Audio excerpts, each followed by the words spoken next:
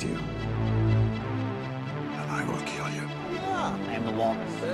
Shut the fuck up, Donnie. The greatest trick the devil ever pulled was convincing the world he didn't exist. What we've got here is failure to communicate. Mrs. Robinson, you're trying to seduce me. Aren't you? Was it over when the Germans bombed Pearl Harbor? Hell no! Just been revoked. Open the pod bay doors, Hal. I think we're out there, right? I'm sorry, Dave. I'm afraid I can't do that. You want answers? I want the truth! You can't handle the truth. Because it is my name! I see, Dave. Today, Junior? You ever dance with the devil in the pale moonlight? What? You'll shoot your eye out, kid. You like scary movies? Uh-huh. What's your favorite scary movie? The price is wrong, bitch.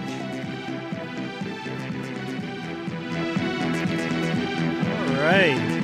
Welcome back to a brand new live stream of Critics Not Cynics podcast.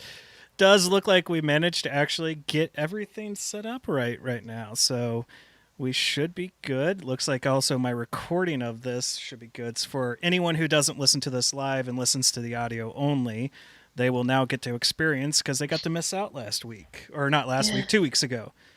Well, and hopefully I'm not as echoey today. We switched up my mic a little bit. Yeah, I think so we should be hopefully good. it won't sound funky the whole time. And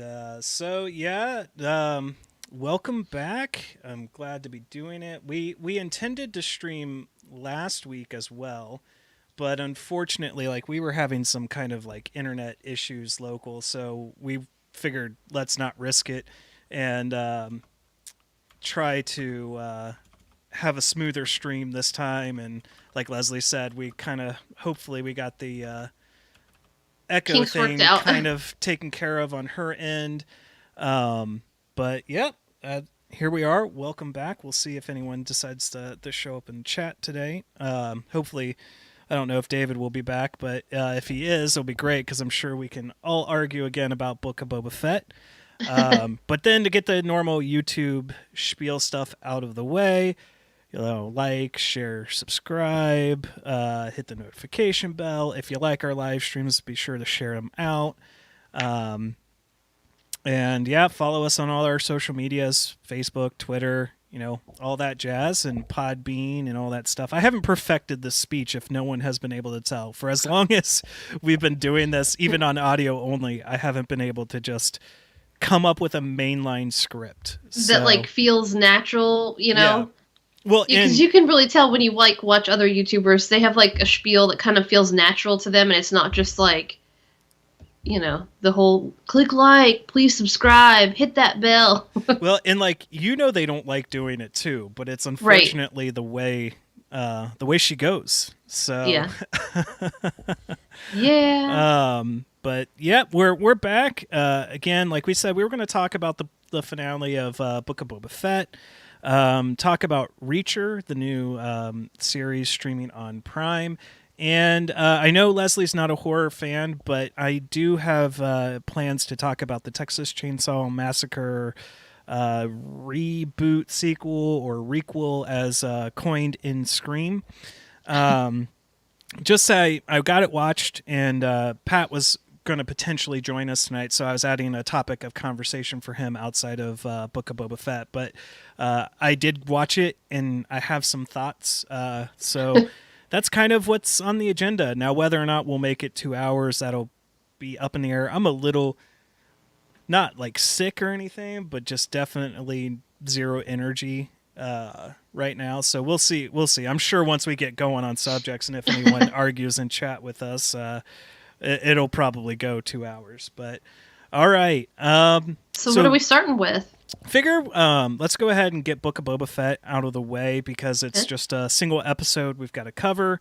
So warnings, spoilers. Major spoilers. It's been 2 weeks, so I assume most people will have watched it at this point. But yeah, it's definitely the one where I'm people may or may not have necessarily gotten it watched yet. So let's just dive into it. Overall, very good episode. I thought it was very well done, and this was the episode that did manage to balance Boba with the Mandalorian, so with Din. Like, whereas we felt like the prior two episodes, where one specifically was very heavy Din, and then the other one was like more Din but a little bit of Boba. But this one seemed to kind of balance that dynamic out a little bit more. I don't know if you thought the same or not. Yeah, I mean, I loved the episodes. Like, don't get me wrong, but I feel like the show as a whole, being the Book of Boba Fett, didn't really do anything. I mean, when they say we're going to have a Boba Fett show, it's going to be the Book of Boba Fett, we're going to see, what he's doing afterwards. I don't really feel like this really did anything much for me in that regard. Like, all the episodes were good. I enjoyed them all. I liked the story, and everything, but really the shining stars are, the last couple episodes there, especially episode 6. It was kind of like, this is nice, but not necessarily something I need. Like, right. I don't know. Because I feel like it's such a weird criticism, because it's like, I genuinely enjoyed the whole thing, but also it was just kind of okay. Yeah. What's really weird, excuse me, considering that, like, Filoni and Favreau are directly involved with this one, it did seem to kind of feel like it had a lack of direction. Yeah. And like, not like the individual episodes weren't directed well or anything like that, just meaning where they wanted to take it. 'Cause quite frankly, I feel like this would have been better if they had decided to just set it all post Return of the Jedi, but pre-Mandalorian season 2. Like, give us this fill-in period of where has Boba been. Then you don't get kind of the arguments of, well, he's not in his armor most of the time, or he's talking too much, or stuff like that. Because you could have handled that, because that seemed to be overall what was like the real drag down, is they were cramming those two sides of the story in those first 3 episodes. Mm-hmm. And although each were great in their own, they took away from the other when, they would switch back and forth between the storytelling. Yeah. And whereas then once they got past that point and got us up to speed where Boba was prior to the episode he shows up in Mandalorian season 2, then everything seemed to have kind of finally kicked full gear. But still, I think like the whole Pike Syndicate thing wasn't done well enough. Yeah. Especially when they throw in the whole subterfuge that they were the ones that killed the Tuskens, like, all because of course, the train raid. But like, it didn't seem like that shocking when it should have been that shocking, because the Niktos, like, you really are supposed to believe that the Niktos are the ones that killed him. Like, they got the gang symbol down and everything. Yeah. So when you throw that extra kind of, but it was really the Pikes all along, it's like, okay, like, why? Again, there was the train raid, but I don't know. So I feel like, and there seems to potentially be plans for a season 2. I feel like season 2 is going to hopefully do bounds better with moving the story forward. Yeah, it honestly just kind of felt like a side quest. Mm-hmm. Like, Mandalorian's the main line that we're going with, and then this is this little boop side over here if you kind of want to fill out a little bit, but you don't necessarily need to understand what's going on in the main story. Yeah, it was like a, we're going to have a delay filming season 3 of Mandalorian, right. So we need something to kind of fill, since we don't have the Rangers yet, or we don't have Ahsoka yet, or, we don't have some of these other shows out there ready quite yet. So let's go ahead, film a quick 7-episode season of Book of Boba Fett, and then we'll get, our stuff set up for season 3. And of course, like, because Pedro Pascal is kind of in high demand right now, because he's doing the Last of Us show for HBO and all that stuff. It's like, that starts kind of bleeding into the show itself. Like you said, it's just that side quest because we need something in there. Yeah. But we still get some great stuff. I mean, definitely. We get, the Rancor, King Kong homage. We get Cad Bane and Boba showdown and everything like that. So, overall, I was still pleased with it, but I still think that there were ways that they could have improved. Yeah, and I'm just kind of thinking, how do we want to organize? There's like a couple of things. So like let's talk about Cad Bane for a minute, because with as hyped as it was in episode 6 that he came back, my first initial watching of the finale was like, oh yeah, they just killed him off like that. Like I was really disappointed with that. I had to go back and rewatch it, and that's when I noticed the beeping on his chest plate thing or whatever he's wearing, vest, whatever. And our theory is that it's calling his little droid, maybe to pick him up or somebody to help him, which is like, that's good because I don't want him to, I don't know. I just didn't feel like that was an epic enough showdown to be like, you just brought Cad Bane in and now he's dead. Although I will say that if they're going to go with no, he's dead, at least they've introduced a live action him that can be in past versions if they go back and like, here's what Ahsoka was doing and she crossed paths with Cad Bane at this point and that point and whatever. So like we know what he looks like in live action, that there's potential they can use him. But I really didn't.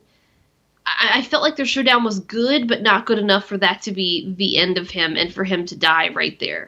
And they lingered on him at the end there. So it's like, well, they did follow TV rules of here's the dead body, but also they lingered on him a lot. And if you noticed, that little blinking thing on his vest, so maybe he's coming back. Maybe. If my camera manages to pick it up, a third co-host has decided to jump into my lap. I see a cat tail. Yes, that is Watson. He's currently wanting some pets right now. So, welcome to the show, Kitty.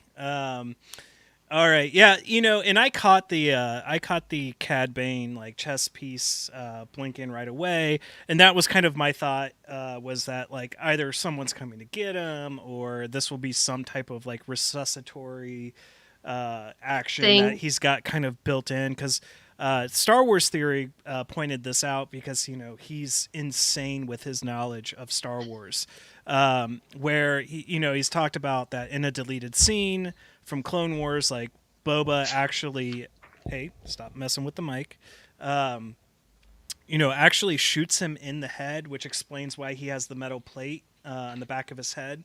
And that's also like the infamous showdown of how Boba gets the dent in the helmet. Yeah, the dent in his helmet, yeah. And that he was able to survive that. And then he has the tubes for his breathing, which is a precautionary method against Jedi or Sith, so that he can continue breathing.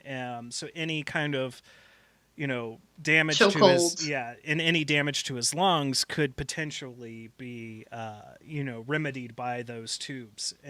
So there is all the potential. It's much like Kingpin in Hawkeye, like, where we kind of get a different version of that scene because like we assume we don't see the body on screen, but we hear the gunshots, and we still assume it's kind of the same thing. You don't bring Kingpin back for one episode and you kill him off. So I don't think that they're going to be done with Cad Bane, especially if they're going to do a season 2 of Book of Boba Fett. Like I wholly expect Cad to come back. Like it was a fun showdown, but I do believe it was ultimately too quick. And just not, it was very well choreographed, but just not as flashy as I think everyone kind of wanted to see. Well, I think it's because they had literally just brought him to live action in the previous episode. If we had had a whole season with him, it might have been okay. Yeah. Because we would have seen him for longer. But when you, like, literally just brought him to live action the previous episode, it wasn't enough. Right. Again, same thing with Kingpin. Like, you don't bring him back into the MCU formal after, the kind of debacle, which we might as well go ahead and mention this too with our Patreon. we're not going to quite get to do our Yeah. Daredevil Thing. watch along because they did decide to just now go ahead and be taking them off at Netflix. But So- hopefully Yeah. they'll move over to either Hulu or to Disney Yeah. Plus. And then we'll be able to continue, yeah, hopefully. because it was a shock to, I think, everyone, because as far as we knew, they owned those shows outright and whatever. But I guess Yeah. like with the success of No Way Home, and bringing him back, and bringing Kingpin back, like Disney wants to go ahead and get their hands back on those shows. So there will be a delay on those, and so we got to figure out kind of something else that we're going to have to come up with as a means for our Patreon. But we'll figure it out. Yeah. So overall, very much enjoyed it. Loved the scenes between Mando and Grogu. I thought Yes. they were very well done, especially the final kind of scene in space. Because as we said, that little cockpit was Yeah, gonna be meant that's where for he's him. going to sit. And Yeah. then, of course, I didn't quite know right at the get-go that, while he's knocking on the glass, I'm like, Oh, yeah. well, wait, what does he want? Like, what is he going to do? And then he's like, one more time. And then he hits that. It was fantastic. Yeah. But the other kind of minor complaint I had was I felt it was very weak mid-credit scene. Like, it was nice for Cobb, but, like, I would have expected something. Like, that would have been the Cad Bane moment, to show Cad getting picked up or something like that. Yeah, I was kind of expecting that, like, if they were going to kind of copycat now on the Marvel formula, where you get, like a little bit of a longer scene in the mid-credit and then a quicker at the end. Yeah. I kind of was waiting for, like, something at the quick very end. It literally only had to be, like, his body laying there and let's hear footsteps coming up. Right. Or something. And that's it. And maybe 3 seconds? Or even 5 do seconds? get Seth Green back for a quick voiceover for his robot, For just the be little like, robot. oh, master or whatever, like something like that. Just kind of something, but then on Disney Plus when it starts going to the foreign credits, you've gone too far. That's the end, and there's not going to be anything there because I was kind of waiting, and I did have to watch the mid-credit thing a couple of times. I don't know if I just wasn't paying attention or what, or I just had something else in my mind to realize that it was Cobb in there, because I watched it, but then I was watching other reactors and stuff, and I was like, wait. I thought it was Cobb in there, but they're all like, is that so-and-so? Is it this? Is it that? Is it Cad? And I'm like, wait, what? And I had to go back and, was making myself doubt myself, and I had to go back and look at it again. It wasn't that hard to tell, at least in my No, opinion. I think it's probably just if you're doing reactions and maybe you're talking and you're doing something on the computer and you kind of only, like, glance real quick, sort of a thing. But I had to go back to you on and that check. one. So yeah, I guess that's pretty much all I got to say about it. Like, it's got me very excited for Mando season 3. This was Mando season 3 hype. yeah, it's pretty much Mando season 3 prequel, like or prologue rather. Yeah. So I'm very excited for it. Now, I do want to talk about a couple other things surrounding it, but before we do that, so to give this episode kind of our score out of 5. I would probably land on a 4, and then the season. Yeah, that's where I would land. The season as a whole, though, I think I'm going to land on a 3.5. Just because there were those things that did kind of detract from it, things that we talked about in our first live stream, and in this one that I just felt like they could have improved a little bit better on, because you do have John, you do have Dave. And you got Robert Rodriguez in there also directing episodes that I kind of expected more from it, and they kind of failed to deliver in certain aspects, Yeah. Yeah, so, but I don't feel like it was a failure overall. Oh, no, absolutely like we said, like there's good stuff about it, and you can totally enjoy watching it. It just kind of really wasn't what I think we all wanted from a Boba Fett show.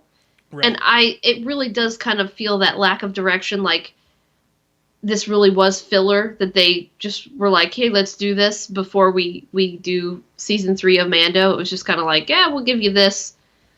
Nobody really knows what it's going to be or where it's going to go, what it's going to do, but here you go. Just kind of. See, I would have preferred that they would have adapted the Legends book? material. Yeah. Because that was such a good trilogy because it dealt with the Bounty Hunter Guild, and it dealt with like flashbacks during the Empire. So it would have been a great time to kind of go back to some Empire stuff, and then you could have gotten a body double for Tamora and just have him VA those scenes, and then jump to your present day, have Dengar involved and all that stuff. It would have, I think, at least provided a better guideposting, just going, okay, we got to get him out of the Sarlacc pit, and we got to get him past meeting Mando, and that would be it, Yeah. But yeah, again, like, it was good enough that I expect more from a season 2 if they go with a season 2. So, like, yeah, I'll give you this rough patch this time. If you can't fix it by season 2, then you have real issues that you need to figure out. Now, again, like, cast-wise, everyone did a great job. Tamora was fantastic. Ming-Na Wen was fantastic. Pedro was fantastic. So, like, Matt Berry as the server droid and stuff was fantastic. So, whoever was doing the body for Cad Bane was great. Oh, yeah. And definitely they did something more with the voice in episode 6 or episode 7 because it sounded more like Cad Bane from Clone Wars than it did in episode 6 with Corey. So, and Corey again still doing a great job as Cad Bane's voice. Now, and I do like their improvement. I think we talked about before, but just their improvement on the whatchamacallit, the CGI makeup for Luke. Oh yeah. Like, they did some good things throughout the season. They had some really good improvements, like they took that criticism and they made Luke look a lot better. And they also were very skilled in, like, we'll film him from behind, and Mark's talking or whatever, and they're doing some modulation with that, so we don't have to show his face to really have to, line up all of that CGI makeup and stuff with him talking too, which looked kind of off. That brings up the end of Mando. A very interesting topic that I'm trying to look to find. Yeah, I think I just found it. Well, I just like that they took it and they improved upon it. So that was something they did with the season. Is they improved it. It looked better. It sounded better, and they're just like constantly moving forward, just like the Clone Wars series. The animation starts out, looks a little clunky. But, by the time we're getting down to season 7 and, like, the Siege of Mandalore, it looks fantastic. Yeah. I'd love every cartoon to be animated like that. It'd be astronomically expensive, but, it looked great. So that's something that they do that I enjoy. I like that they go for improvement and trying to make it look better, make the effects look better, and make things look good. Instead of just kind of like, well, here's our budget, and, it is what it is. It does look like... they are looking at recasting. That it's because they've got like about 12 other Star Wars shows that they're like looking at making, and one of them would be a Luke Skywalker project. And show, and because this is the one thing that's been going on the whole time is looks like they're eyeing Sebastian Stan.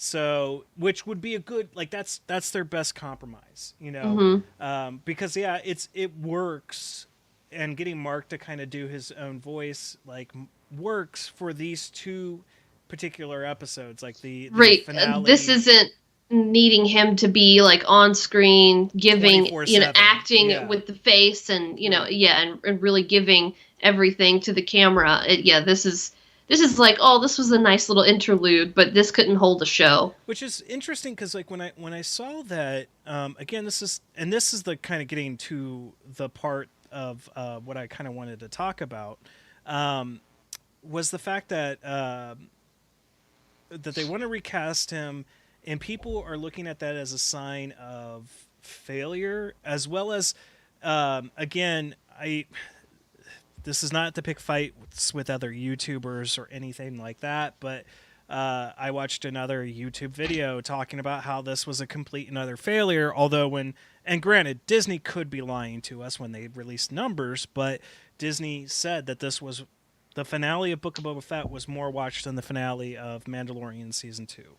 but that people just did not like it, or people tuned out or weren't watching it. And he himself called it a garbage show with only having watched the last 3 episodes. So I don't feel like that's being genuine when you come to a criticism about a project. There's one thing to be like, I watched the first episode and I didn't like it, so to me it's not a good show, but other people might enjoy it, versus sitting through, like we did, week to week, watch the episodes. And if you, again, go back to our first live stream, we had criticisms about what they did. But again, we kind of come about middle of the road where it's like, okay, there was probably a lack of direction. They get a free pass this time for season 1 with the expectation they'll do better with season 2. Because I'll even say Mando season 2 is better than season 1. And I mean, there were pacing issues with Mando season 1, but once they kind of figured out the story they wanted to take us on, everything seemed to solidify. You get the better episodes. You get the Bill Burr episode dealing with a former officer that, you know, got his squad like murdered or whatever. And, you know, you get those real powerful moments. You get Boba Fett showing up. You get Luke showing up. So I just... That's part of this, again, this problem, and the reason why we started this podcast was, you know, because there's something that's missing in criticism of projects when you aren't really kind of giving it the fair shot. Like when I talk about Texas Chainsaw, I'm not going to be overly positive about it, but I sat through the whole hour and 24 minutes of the movie, so I feel like I can actually talk on the subject versus, oh, I watched 3 episodes of a 7-episode season and deemed because it didn't fit what I expected it to be, it was a failure and it's a repeat of the, you know, the sequel trilogy, when it absolutely isn't. So, you know, again, it's not to pick fights with anybody, but I expect more. Like, I get it. Film criticism in general has kind of gone down the drain with people being paid for access, Disney shills. I'm sure we'll at some point get that label at some point, because we've been fairly positive, except when it comes to Falcon and Winter Soldier, which is going to be the horse we're going to beat with a dead horse we're going to beat with a stick continuously.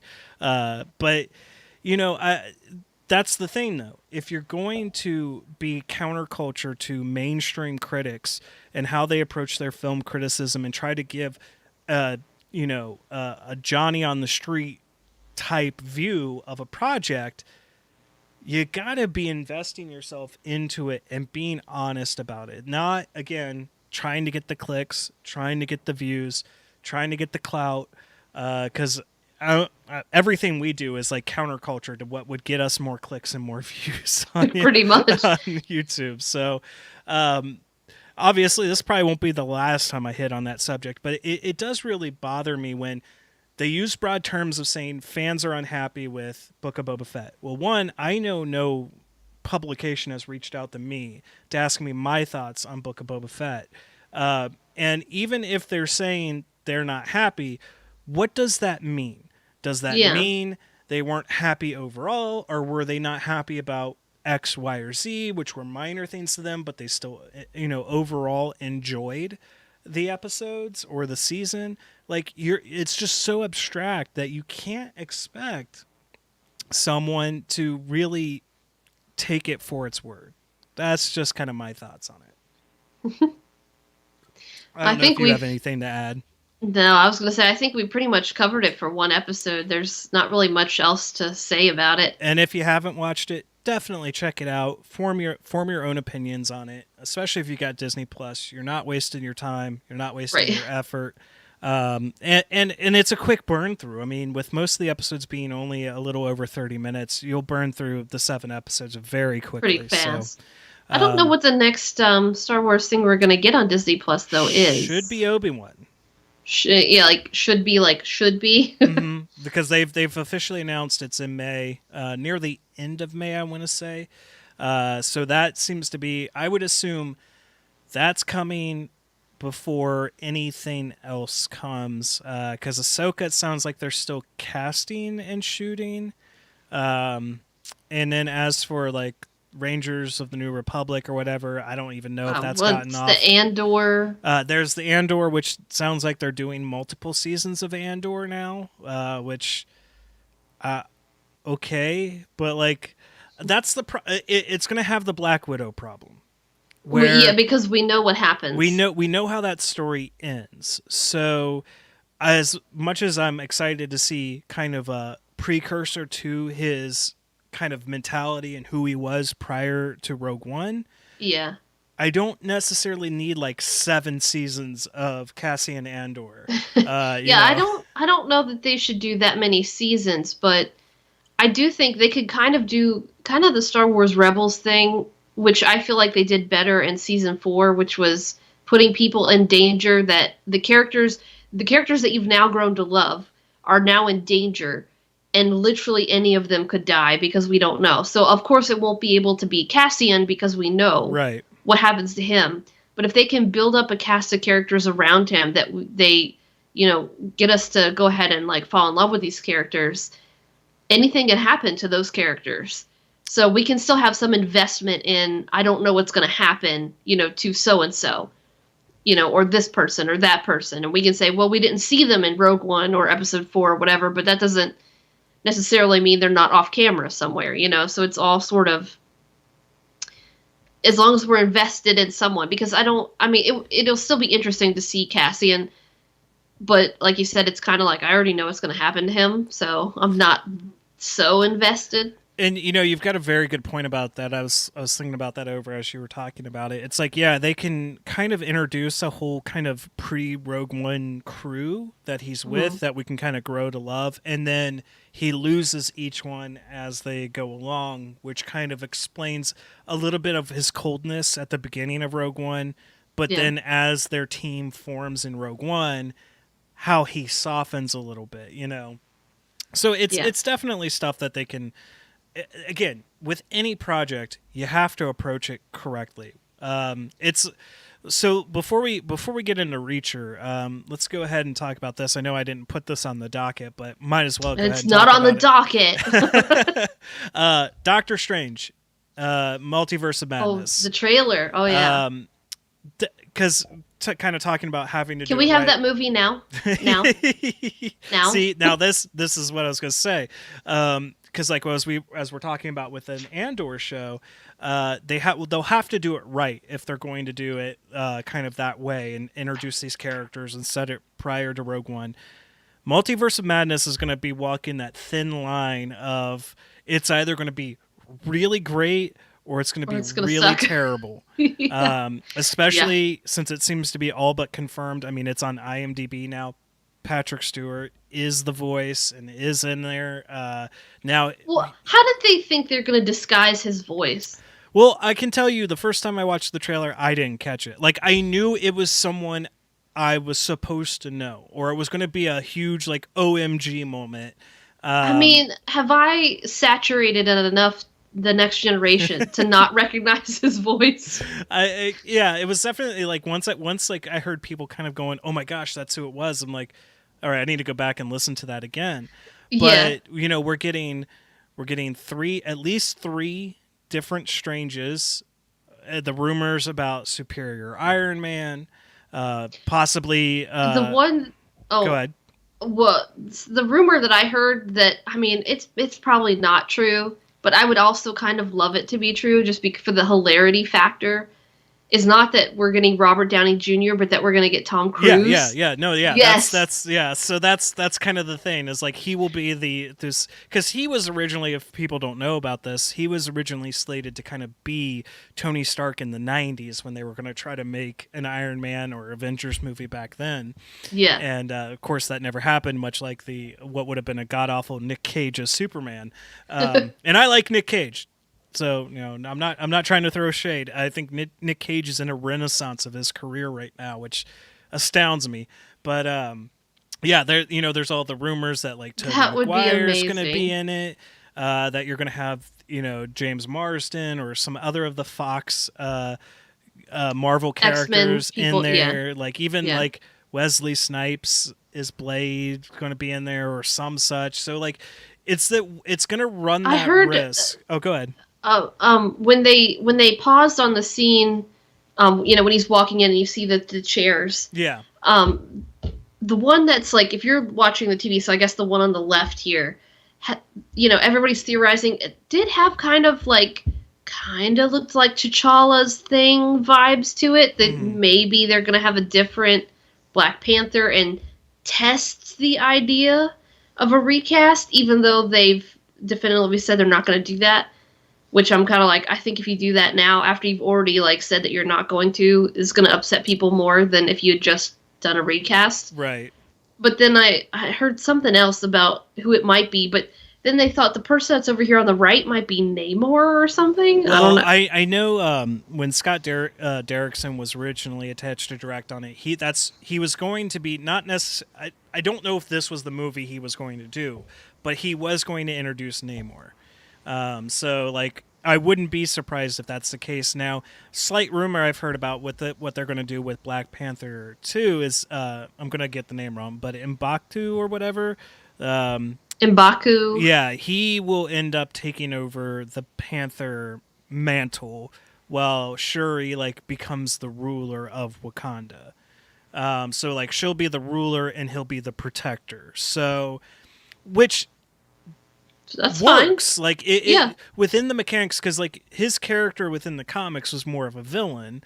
But within the mechanics of the first Black Panther and even going into Infinity War and Endgame, it works because he earned his respect and everything like that. That I could see him taking that path to honor T'Challa, and I think that's one where people would be more willing to accept Winston Duke taking over the mantle versus some random actor we don't know coming in as a recast. One random thing that I was thinking about, just because, like I said, just random, because we see all these things in the trailer that's that's from straight from What If. Yeah. What about having an actually good Killmonger Black Panther? Well, and see, this is where kind of again, people took oh well, the TV subtitles said Sinister Strange, so it can't be Supreme Strange because Supreme Strange is watching Killmonger and all that stuff. Well, what if it is Supreme Strange and Killmonger's there, part of the Illuminati and everything? And because it sounds like kind of the rumor mill being that the Illuminati is actually the evil guys, the bad guys in this situation, because they've got their machinations and the kind of breakdown of the multiverse because of Steven. Kang. Well, not Kang, but pretty much because of the whole spell from No Way Home and all that stuff, and whatever I assume will kind of start off Multiverse of Madness. Yeah, because I kind of figured that this is the movie that we're going to get confirmation from whatever Wanda did, and then from whatever Loki did, with Kang. Yeah. That this is now how they're coming together, bringing the movie series to the movie. I also heard that Kang might be one of the people sitting up there, that we're going to have him chilling. Right. A good version of himself. If you look at the poster, one of the shards shows Captain Carter's shield. Yes. So then I heard that person on the right-hand side might be her with her sword. Yeah, there's so much speculation, which is why we want it right now. The rumor mill has exploded. Right? And so that's where it walks that fine line of it's either going to do way too much and it's going to buckle under the weight of it trying to carry so many different storylines. I think people will do fine with the multiple iterations of different characters, but it's going to be a little iffy on can you fit this, also depending on how long the movie is, because at this point I'm expecting about a 4-hour movie, because I don't know how you fit all of these things in. And if you look at what Matt Reeves is doing with the Batman, and that's going to be almost 3 hours, it's all right, well, and Sam Raimi has had some difficulty juggling multiple characters in the past, but I don't think it was necessarily at the fault of Sam on that one. That was more on Sony going, hey, you have to put this character into this movie that you had planned for other things. So right. We'll see what happens. I would love to see Toby come back again for another appearance in this, if that's going to happen. And I love the fact that we're not necessarily getting the mainline X-Men version of Professor X, but because the concept art is his chair from like the 90s comics and the 90s cartoon show, which is rumored to be in the movie. So I'm really excited to see what iteration of Charles this is, what this will mean about getting some of the other X-Men characters over into the MCU. It's got so much potential. I just don't want it to go wrong, and I don't think it will. But man, you're juggling a lot of things there, and the hype is so high right now. Oh, it's so high. It's try to not hype it so much to like not be disappointed if it totally fails. Right. But it's really hard. Well, and like this is more hype than even No Way Home had. Oh like, yeah, No Way and Home... I've heard so many movie theories about how this is going to turn out. You know, like it's not going to be our Strange, it's going to be this other Strange, and then we're going to end up with our Strange. You know, or like it's not our mainline universe, it's this other universe, and the universe we've been watching isn't the Prime universe, and like I mean all the stuff that's going, it's just crazy, and I'm just kind of like I want all of it. Well, yeah, I'm gonna have to pull something up again here. Once keep talking a little bit more while I'm looking this up. Okay, so one of the scenes that I'm interested in seeing is, you know, Wanda and Wanda. So there's like Wanda with all this blood and stuff on her head, and then Wanda in her Scarlet Witch outfit. I'm kind of interested to know, because they are saying that that's two different Wandas. Yeah, I'm kind of interested to know which Wanda is our Wanda and which one is a different universe Wanda, because you know, I think because we just saw her get the outfit, we might automatically assume that that's our Wanda, but it might be the other one. You know, just. To a major. Okay, so I found it here, but this is what talking about like No Way Home is all about. Jesus Christ, that right there is the mail. Now let's talk about the mail. Can we talk about the mail, please, Mac? I'm dying to talk about the mail with you all day, okay? Pepe Sylvia, this name keeps coming up. I'm not seeing or hearing anything. Every day, Pepe's mail's getting sent back to me. Pepe Sylvia, Pepe Sylvia. I look in the mail. Well, this whole box is Pepe I know Sylvia. it's definitely. So I say to myself, I gotta find this guy. I gotta go up to his office. I gotta put his mail in the guy's goddamn. Oh, there we go. He's never gonna get it. It's gonna keep coming back down here. So I go to you played it for them to hear too. Yeah. Okay. So they can hear it. They're not seeing it, but anyone familiar with Always Sunny. I gotta dig a little deeper. There's no Pepe. I actually just got to this episode the other day, but this is like what talking about Doctor Strange is all about. And I knock on the door and I say, Carol, I gotta talk to you about Pepe. And when I open the door, what do I find? There's not a single goddamn desk in that office. There is no Carol in HR. Mac, half the employees in this building have been made up. This office is a goddamn ghost town. So that's basically everyone speculating about what's going to happen in Doctor Strange. It just really is. But yeah, you know, I'm very excited for it. I just and this is like coming from, I wasn't a huge fan of the first Doctor Strange movie, mainly because like it relied on too many visual effects that were done from other movies, primarily Inception, that like it really hurt for me, and it seemed to try to cram his origin story in really quick, that I just didn't feel like I had time to really get to know, even though I know who he is, like get to know him as a character and all that stuff.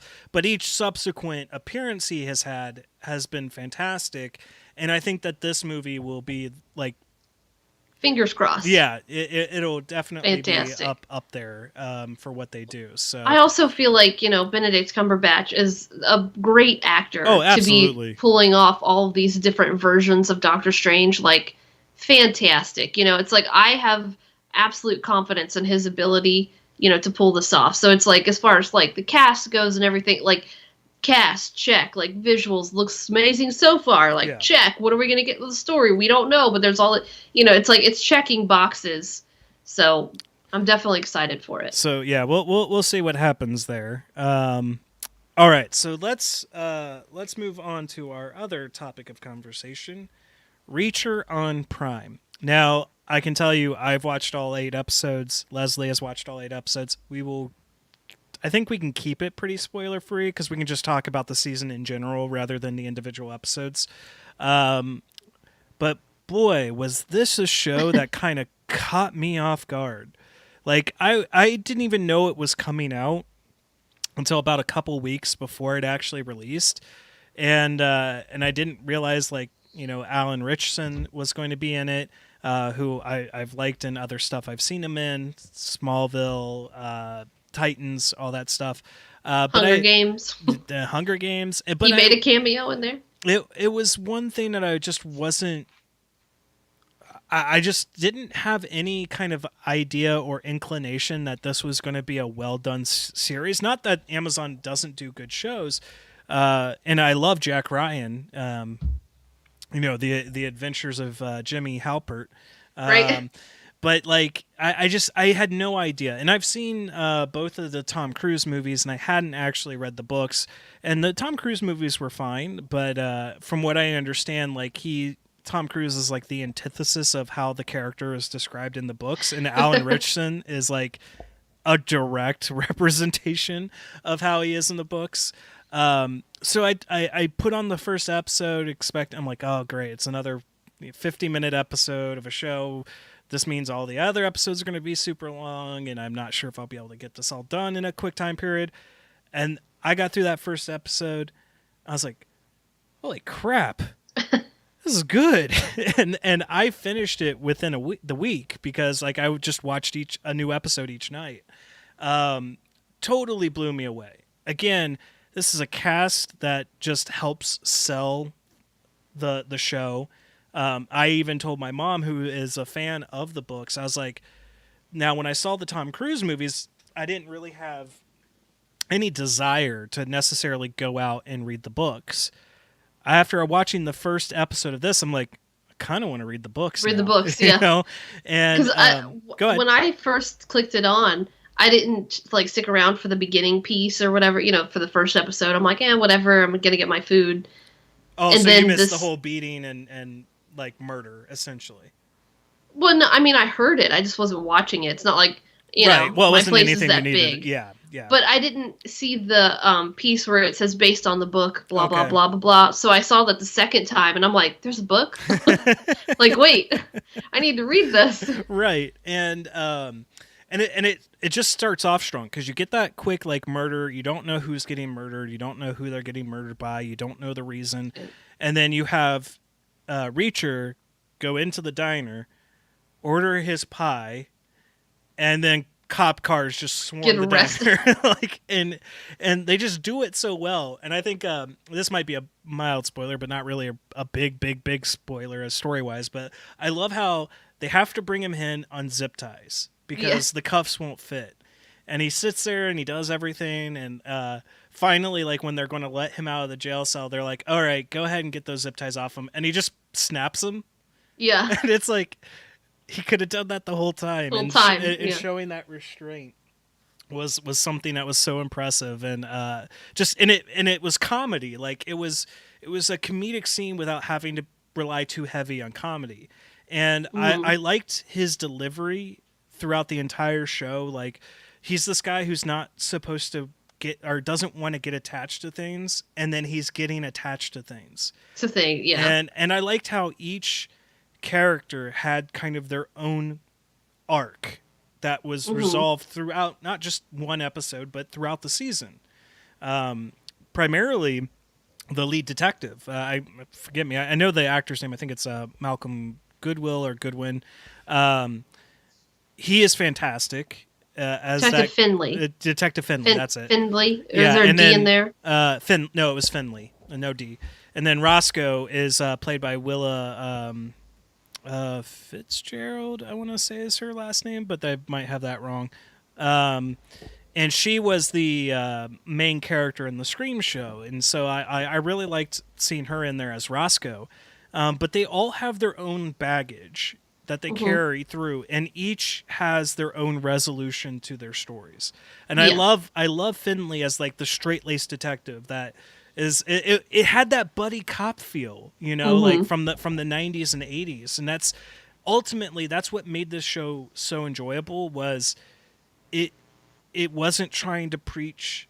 You weren't trying to learn some life lesson. It was just like, hey, we've got an action story. that's very compelling, and we're going to tell it through. And it doesn't mean that it doesn't actually touch on some social issues, because when you have Finley go breaking into the house for evidence, you have the cops assume he's a burglar. He's the burglar, yeah. Beat him to crap. And then I love Roscoe's line is like, how many burglars are wearing suits? And they're like, oh, we didn't have time to look. And it's like, you did, but you're in the South, and he's a northern African-American man. So like it addressed that kind of race issue. And I thought he was the bigger person with, it's just not worth it. Like, let's just get out of here. It's okay. I'm okay. Let's be the bigger guy, versus just going straight to emotion and reaction like Roscoe did. Like, that's what I also love his little line too, is like, foul language is the sign of a uneducated mind. Yeah. And then like later on when he uses curse words, it's just kind of funny. Yeah. But yeah, this just caught me so off guard. Everyone was fantastic. The pacing was fantastic. I didn't think that there was one weak episode the entire season. There were some obvious twists that I think anyone probably could have seen coming, outside of who the actual mastermind was, because I didn't quite pick up on that, but it was a good enough reveal. But other stuff of like, oh, this was the actual dirty cop, was like, well, of course that's the dirty cop type of thing. Yeah. But yeah, it was just like one of those shows that it just wanted to tell a fun action, and it's a little violent, it's a little gruesome, but like I didn't feel like it had like maybe one or two really gruesome moments.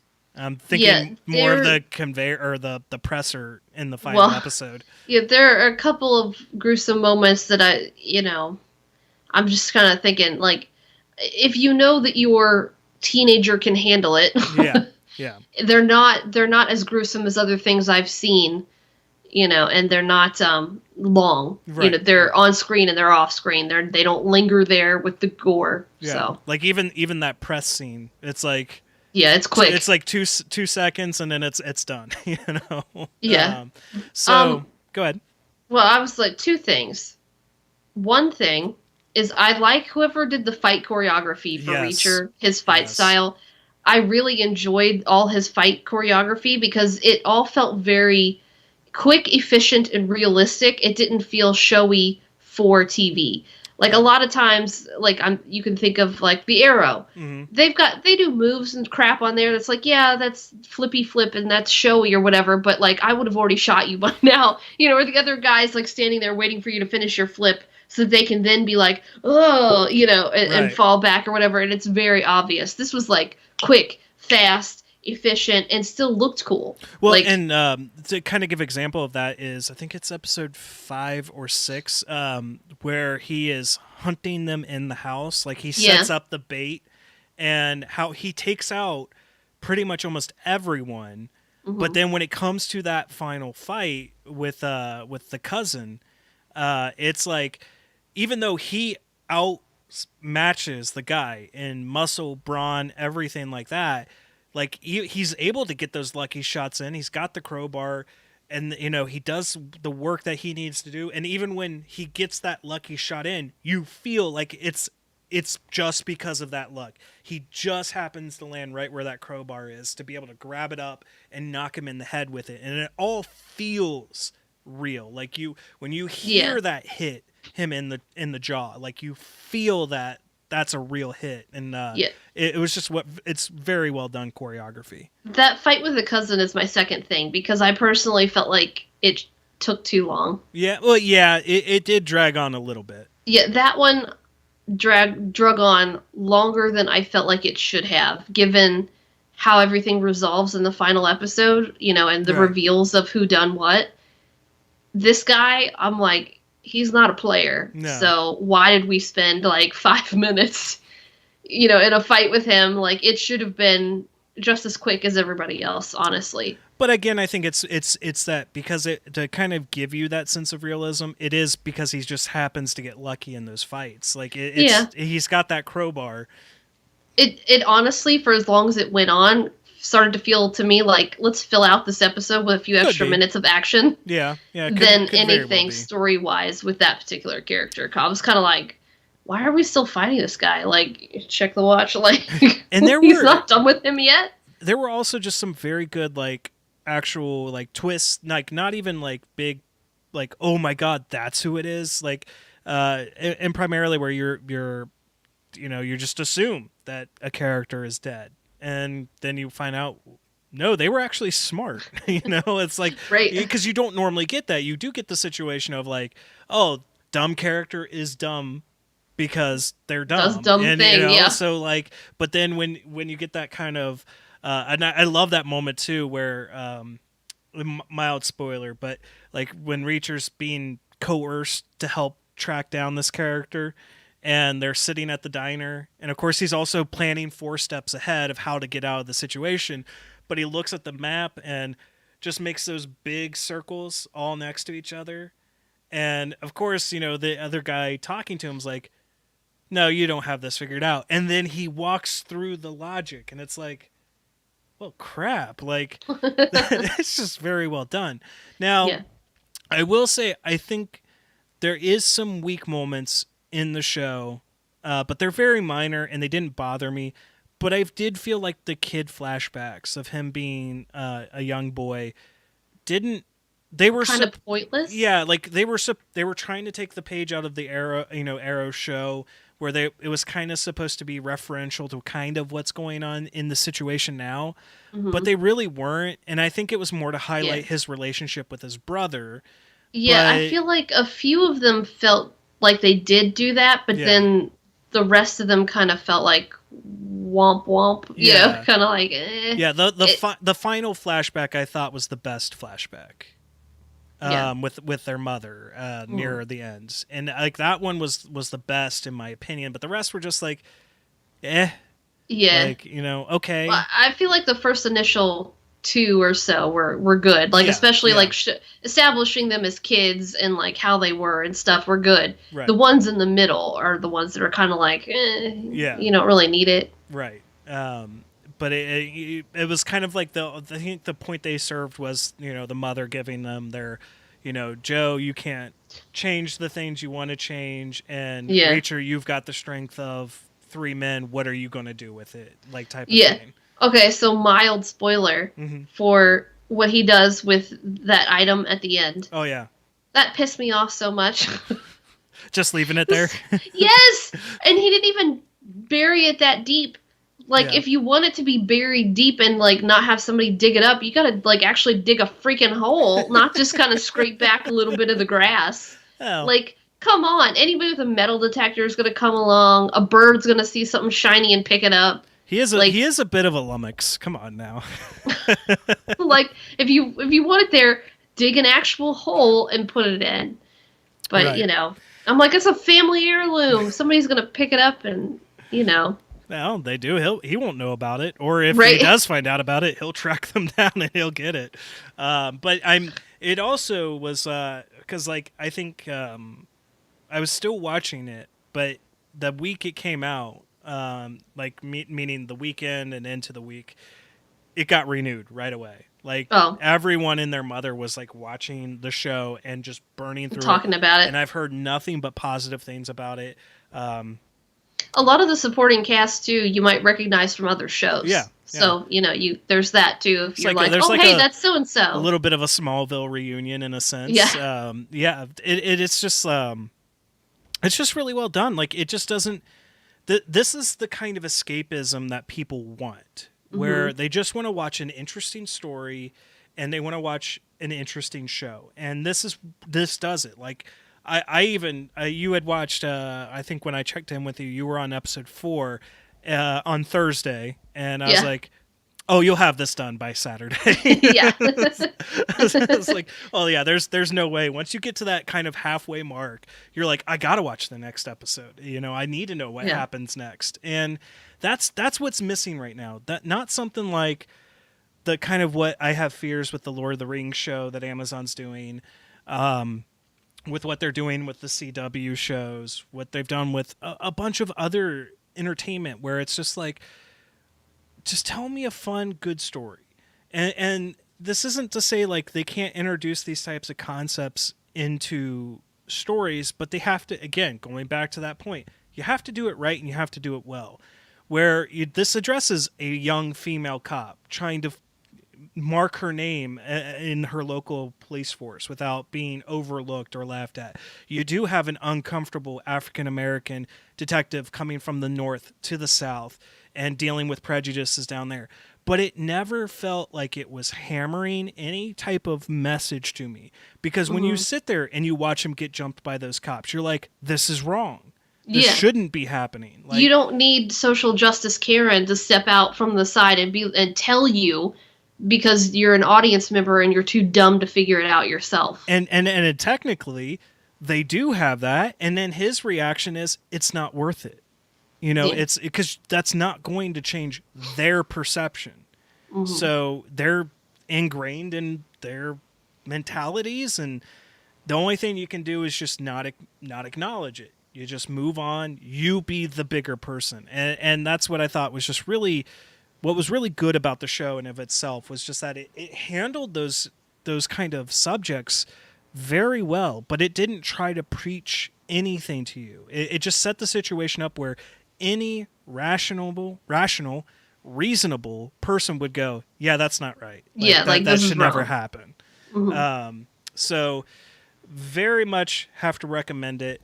To give a kind of a score on it, I think at 4.5. Like, there was very minimal. Like, one of the other things that just came to my mind that I loved about it was their differing perspectives of music. Like, he's the white, blonde, blue hair guy, or blue eye guy, not blue hair, listening to blues. And Finley is, the African American guy listening to modern or classic Hall & rock. Oates. Like Journey and stuff like that. Yeah. And they trash on each other for their choice of music. Well, that's because, like, even when they have their first interaction, he's like, why are you here? And he's like, oh, I've come to see this famous blues singer. He's like, you're a white guy. Like, you don't know anything about this guy. And he's like, yeah, actually I do. And so it was great. It was fun. The comedy was natural and organic. So like when even if it's deadpan comedy, it's just fun to laugh at and enjoy. So 4.5 from me on that. Definitely recommend it. I don't see anybody not liking this show unless they want to, scream for no reasons without actually watching the show. Well, or unless that's not your type of show to begin with, Very then true. Why are you watching it? Yeah. If you don't like those kind of heavy action, because like again, this is there's some full frontal nudity. If you don't like that surprised me. They curse. Trying to think what else. If you don't like the nudity, you don't like the violence, you don't like some scenes of gore. Yeah.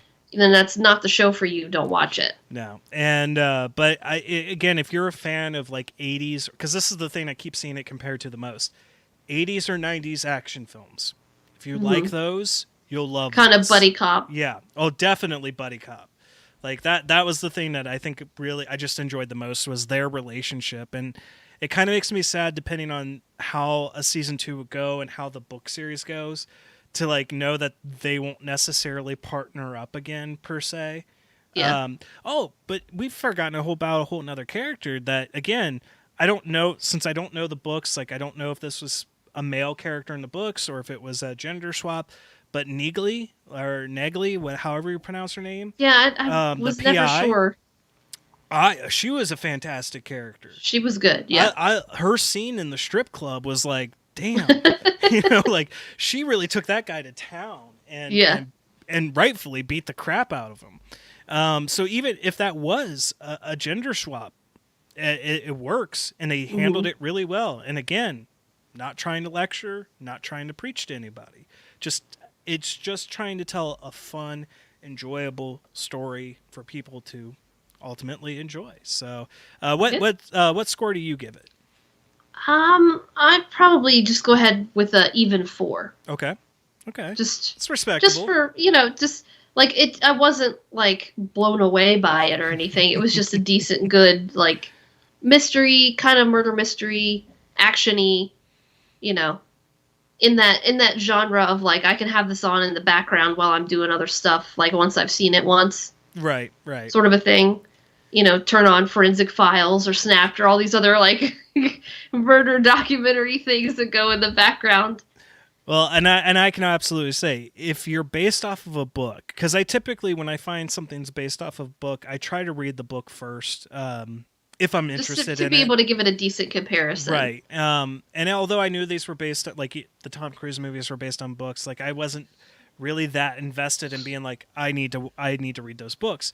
Yeah. But boy, this show is like, all right, Amazon, you're going to get some more of my money because I'm probably going to be ordering those books because I'm in for it now. And knowing that they seem to kind of quite get it right this time versus with the Tom Cruise film. So, maybe that's just what they got to do because they're doing well with Jack Ryan.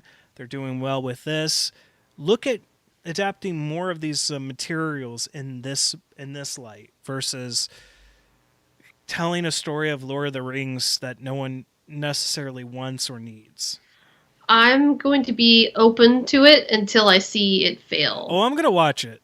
But I'm not very optimistic about it. I know my brother asked me, he's like, oh, it looks so good. I'm like, aesthetically, it looks good. But story-wise, acting-wise, we'll see. We'll see. I would recommend, to better articulate kind of, at least my thoughts on it, better, because I know I won't be able to do this well. And I don't know if Leslie's watched the video or not, but go check out the Critical Drinkers video kind of discussing that, because he rides the fence on it. Sometimes I really agree with him. Sometimes I think he's being a little too harsh on some things or a little too political, but like not on the levels of some of the other YouTubers we're aware of who go really hard. But I think he does a really good job analyzing why people are concerned about it and why they fear what might happen. What'll happen. Versus it just being, oh, it's a diverse cast and all this and this, so therefore it's going to be bad. That's not necessarily what we're concerned about. I'm always just apprehensive when they take something that's so classic like that, and you're kind of basing it off the Silmarillion, but you're kind of not, and it's kind of wants to be its own thing, so they can still make money off of it. I don't know. I'm not sure. And then I'm kind of like, if you wanted your own fantasy series, you're already doing Wheel of Time, so why do you need this too? I don't know. I feel, and of course this was like, they had to start doing something. I think it was last year or the year before, was where they had to actually start doing something or they were going to lose all the rights to it in the first place. Right, because they had a game in the works and then they canceled it. Yeah. And so yeah, it was one of those things where it's like, yep, you got to use them up, or otherwise, yeah, you're gonna lose it. So. And sometimes it's just better to just lose it rather than try to rush and because it's I'll watch it and I'll see what happens. Right. Because it might be okay. I might be able to be like, it's not the movies, but it's can sit over here. We'll see. If it's not egregious enough in the first episode, and even if it ends up being just terrible, as long as it's not overly egregious, I will make it through the first season. Yeah. But like I've even heard, I haven't watched it yet and I haven't read the books, but I do plan on reading at least the first book of Wheel of Time. I've heard that they've kind of messed with Wheel of Time a little bit and fans of the books aren't happy with that. So that kind of gets me apprehensive about it. Tried to read the first book of Wheel of Time, but that was all in the same time when I was like doing Lord of the Rings and a bunch of other books, and we're all passing around the Star Wars books, and it's kind of like I never got like thoroughly into that because there was just too much else going on for me at that time, so yeah, I never got into those. I did try to, I got maybe halfway through the first book, but I think there's a lot of those books. There's a lot. I don't know that I would be able to get into them now. So like I could watch the series, but I don't know, anything about that. Right. It's like one of those things too where people are trying to, because Tolkien's not around anymore, unfortunately. Just to the state, but like, they're trying to justify the choices that they're making in the show on how Tolkien personally thought about his concepts of like dwarves and elves and all this stuff, and it's like you don't know that. You're saying he based like his dwarves off of Norse mythology, and that Norse mythology had dwarves that were of dark skin. It's like hearsay. Hearsay, you can't use it in court because it's like playing the game of telephone. You just have one message at the very beginning, and when you get down 10 people, it's a completely different message. And you can't say that today, that's what Tolkien thought when he was writing it at the time. And that's not saying that it's wrong to insert that into your show, but again, make your own fantasy world. Like, I would watch it. If you want to come up with I'm a huge fantasy nerd, and I love fictional worlds, and I love fantasy worlds, and that's all you got to do. Create an interesting concept, and you've got me in. Like, I may not end up liking it if you're not telling a good story, but if you got what seems to be like an interesting world and an interesting lore, and I want to dive into it, there you go.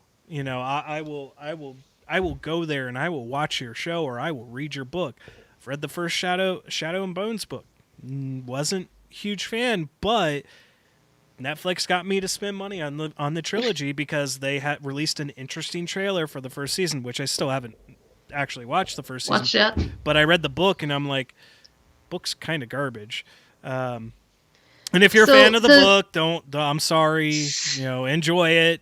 I just thought it was too convoluted and she didn't do a good job setting up her world. Just with the Lord of the Rings diversity stuff, like, I don't care so much about that. Yeah. As I do that you're telling the story and doing it right. The only part where I feel like introducing diversity into something doesn't make sense to me is when you're going for historical accuracy. So like that new, was it Anne Boleyn or whatever? Oh yeah. That's like, okay, it's a show, but also if somebody watches that for historical accuracy, I don't know. I mean, like, you shouldn't be watching a fictional show for historical accuracy. Right. Like, I don't know. Maybe just put it in the same category as, what was that other one, Bridgerton or whatever? Because that to me is like, it's obviously not historically accurate. But if you're doing something and you're like, this is going to be as historically accurate as possible, then that doesn't make sense to me to insist upon. That kind of was a little bit with my problem. Even though I was really enjoying I ended up kind of enjoying the show. Of course, they canceled it.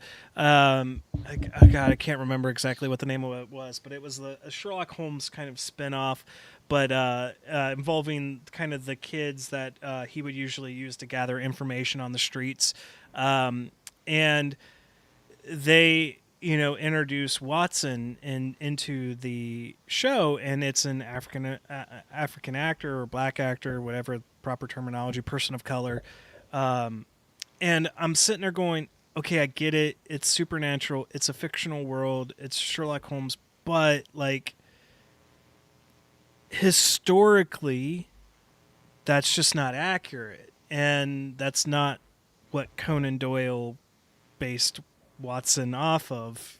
It's like it's walking that fine line where, okay, since this is a supernatural version and an alternate England, I can because the actor was fine. I like the actor. He's the actor who plays Isilbard in I think that's his name in The Witcher. And see, in a show like The Witcher, I think it's more okay when you're kind of changing and diversifying more of the characters, because even though the books are kind of based off of like Poland and all that stuff, and the author's Polish, it's the world is fictional enough in it that like it didn't bother me when you have those types of characters. Well, that's why I don't really care in Lord of the Rings if they diversify the characters, because it's fantasy. Well, and that's where the Critical Drinkers video kind of, I think, tackles why it not why diversity isn't like a breath of fresh air or anything into it, but why it kind of goes counter to what Tolkien portray or has the world portray, and why the movies were portrayed, because it's technically based on he took the idea and he took the concepts of medieval Britain. And Right. so when you look at the population and the culture and all that stuff of that time and those periods, it wasn't really there. Now, I'm not saying it's going to be bad or anything based solely on that. I think where it's going to have its real faults is The story and making characters that were not fighters, and how it's going to adapt the Silmarillion, because there are hundreds of different stories in the Silmarillion that they could have just gone for inspiration with just one. Just do Beren and Luthien. That's all you got to do, and their fight. Well, they could call it like Rings of Power or whatever, but it could be like season 1 is Beren and Luthien. Yeah. Season 2 is, this story. Season 3 is this story. Season 5 is now Sauron's introduced, like. Right. Because, that was my problem with the Shadow of Mordor game was, or was it that Shadow of War? Shadow of War, I think, was the second one. Whichever was the second, well, even technically in the first game, too. But, they, in the second game, craft a second One Ring. And you're using the One Ring, and then Shelob manages to shapeshift between human form and spider form, and they managed to, by the time you get to the end of the story, at least explain why Sauron's the Eye and all this stuff, and they reconcile that ring because it just ends up he becomes a ring wraith. Spoilers for the game, but it still was one where I'm like, this doesn't fit. This still doesn't quite fit. It's a fun game. I love it being in the Lord of the Rings world, but it doesn't fit. And so that's kind of my fears with this is you're going to introduce new stories, new concepts that are going to contradict canon, because, there's one thing you can't say about Tolkien, that he didn't leave you enough material. Well, not only that, but he meticulously set up the entire history of his world, and down to he created languages for the elves in his mythology, and so that's really where I think the apprehension of this show comes from. It's not that the cast won't do a good job, it's not that it won't be beautifully produced and beautifully shot, it's story, and to be fair, you don't get enough of the story from the trailer. So that's why I'm I'm not going to hate on it until I see it. So, but we'll be a little apprehensive on it. So, all right. So we've talked about Book of Boba Fett. We've talked about Reacher. So talked about Doctor Strange. Let's talk about the one subject that you have nothing to offer on, because you're not a horror person. Bye. Well, I was kind of counting on our third co-host to be on here today, but as we've learned in the past couple months, he's unreliable in that aspect. And yes, that's shots fired at you, Pat. I don't, as if I expect you to go back and listen to this or watch this. Texas Chainsaw Massacre. I don't know how familiar you are with the franchise or anything with that, but it's had a bit of a troubled history when it comes to sequels, or at least captivating sequels, and reboots and requels and all that stuff. And for anyone who hasn't listened to our Scream review, a requel is a reboot sequel, essentially, where you take legacy characters from the original, you bring them back for this new version, but it's a passing of the torch. What the Star Wars Disney trilogy should have been was introducing new characters, passing on the torch, and moving the story forward. So this isn't the first requel, technically, for Texas Chainsaw Massacre. It's actually the second. It's also a film I didn't even know was being made, let alone that it was releasing on Netflix 2 months before I found out it was being made. And Texas Chainsaw Massacre, the original, is such an iconic horror film. It's Tobe Hooper, 70s, introduces the, great character of Leatherface and the Sawyer family.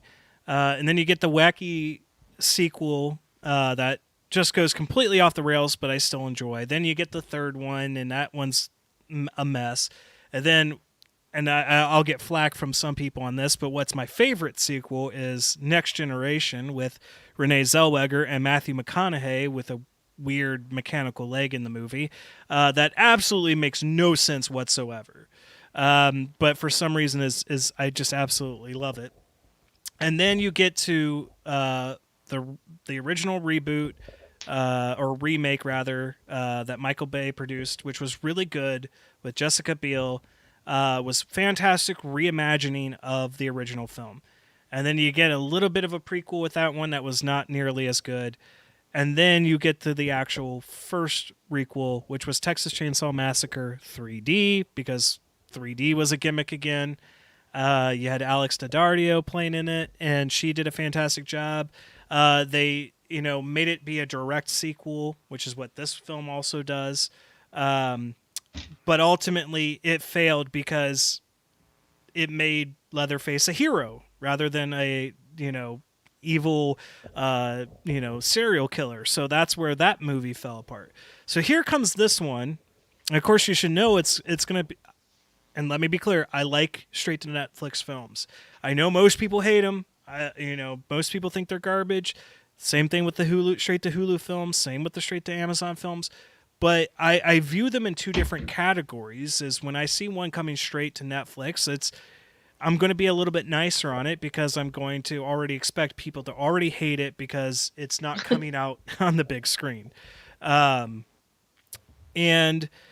But with this type of movie and with the quick turnaround of when they released the trailer and when it was coming out, I knew immediately to be concerned with it. And I don't know if I'll be one of the few in the horror community that actually didn't like this film. Well, to say I didn't like it is a little harsh because there are parts of it I do like, and it had so much potential that's why I'm so disappointed in what I got.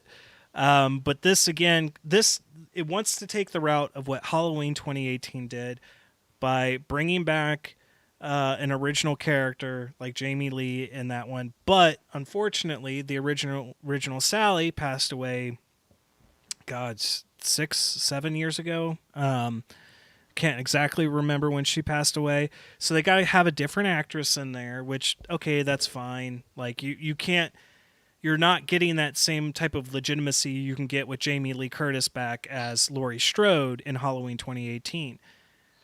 But you have this whole thing be about he's somehow just been hiding in this abandoned town for, 40, almost 50 years. And no one managed to figure it out that he was hiding in this abandoned town. And it's also got the problem of millennials coming into this town, buying up the property to then sell off to investors who basically hipsterize this town in Texas, and to be this kind of utopia where they don't want guns and they don't want this and they don't want that. And then, of course, you find out there were shady dealings with the purchasing of a particular property, which leads to a character death, which leads to everything kind of happening.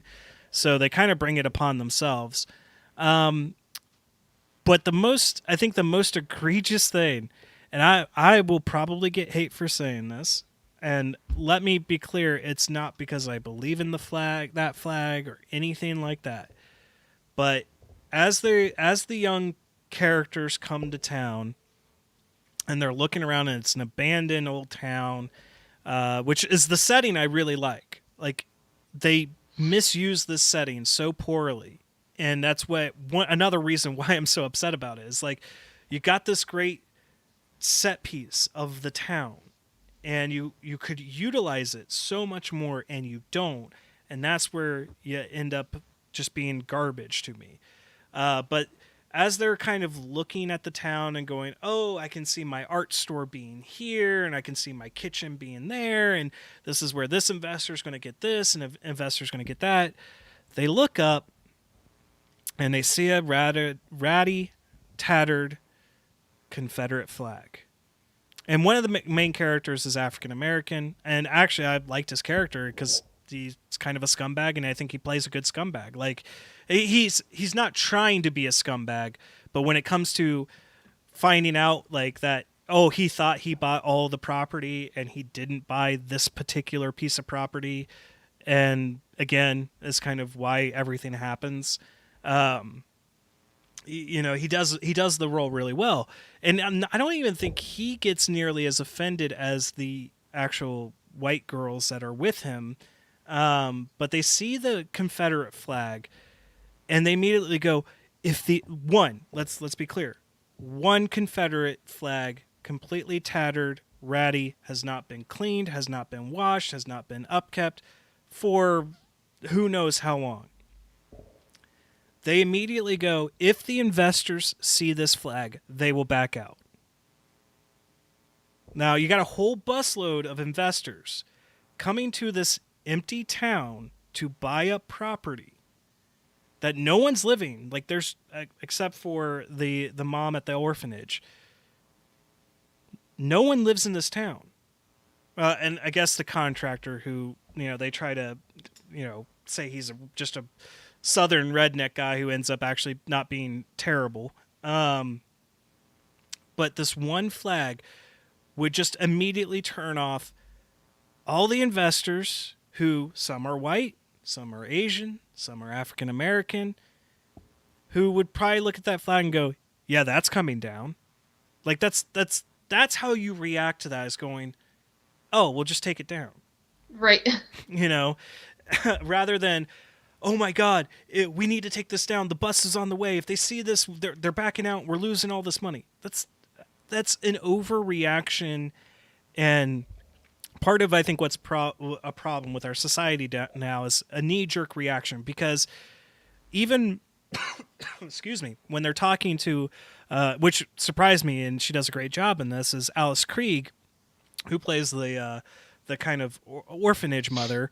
When she realizes that they're upset about the flag, she's like, well, that was my granddaddy's flag, and like, it's the only thing I got left to remind me of him, and I understand why you're upset, but like, it doesn't mean that, you know. And then she ends up having, because she's old and she's infirm and she's got this oxygen tank, and then they're trying to tell her that she's got to vacate her orphanage because they bought the land and she was supposed to be gone, and she tells them she has the title and they don't believe her, and so she ends up having an attack, and that's when Leatherface kind of shows up, and you know, he's fine, but as he's riding in the police van to get her to a hospital, she passes away, which immediately kind of sets him off on his rampage. So what the movie does right is the gore. It is very gory. It's very good for a horror film. But the rest of the story is just garbage. If you were a fan of horror film, because I know you've been quiet here, so I want to involve you a little bit in the conversation. If you're a person who enjoys horror films, and you want something to mean, or if you want to feel an impact of characters of when they die or get offed, what would you expect, at least for the movie, to do? Make me actually care about the characters? You got it.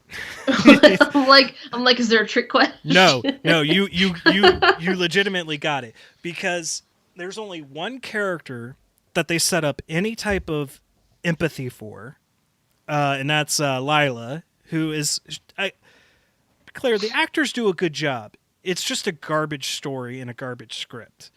But Lila is the survivor of a school shooting, which is kind of surprising, because I would have expected this movie with that in there to kind of take an anti-gun stance, but it actually kind of does a pro-gun stance. But that's a message for whatever your political leanings are. You're going to see whatever you're going to want to see it in that messaging. But she's the only character that gets any kind of development. You find out she was a part of a school shooting. She got shot. She survived when her other friends didn't. She's not in a good place. She's on this trip with her sister, who's the only person who will look out for her and kind of get her to relax. But the rest of the characters, because you don't even know what their jobs are. Like, I'm sitting here going, This guy has an autopilot, like, $100,000 car, okay? And all I can see is they have one social media post with 2,000 likes. Like, that doesn't equate to me. But apparently he and Melody, who is Lila's sister, are cooks.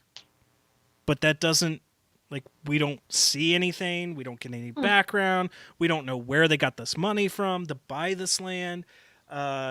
We know that. Does that mean they're cooking meth? Well, no, they're actual, like, cooking meals. But they're trying to figure out how they pay for how they all got this their stuff. money. And and how they managed to raise money to buy an entire town.